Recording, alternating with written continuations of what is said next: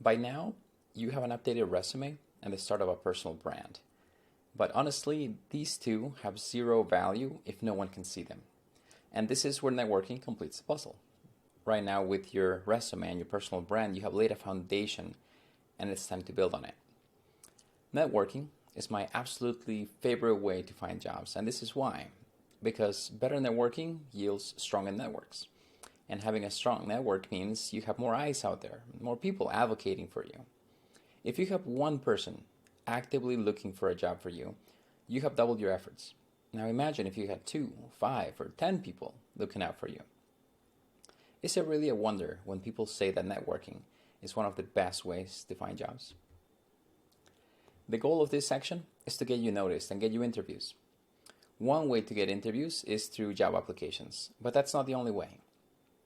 Pre-screening interviews, informational interviews, networking meetings, live events, even LinkedIn conversations can lead to formal interviews.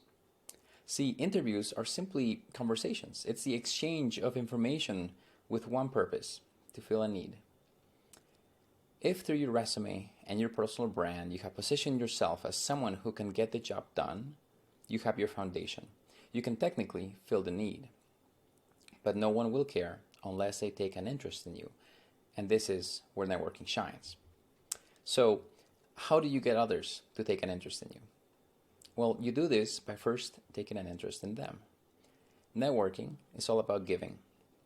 Some might say that networking is about giving and taking, but I'd like to suggest that you change your perception to giving and giving, meaning you give and then your network gives.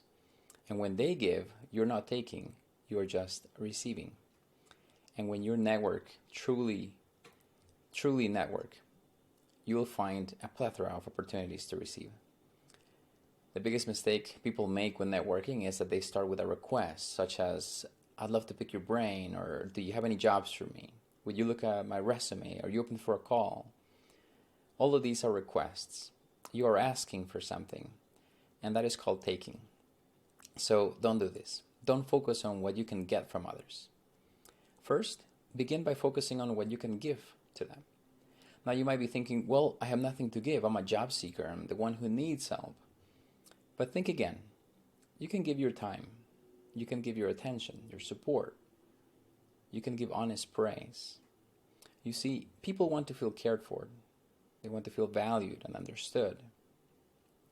So let me repeat that. People want to feel cared for, valued, and understood.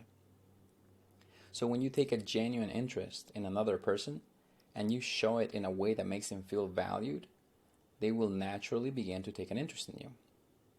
And that is networking at its core. It's not a trick.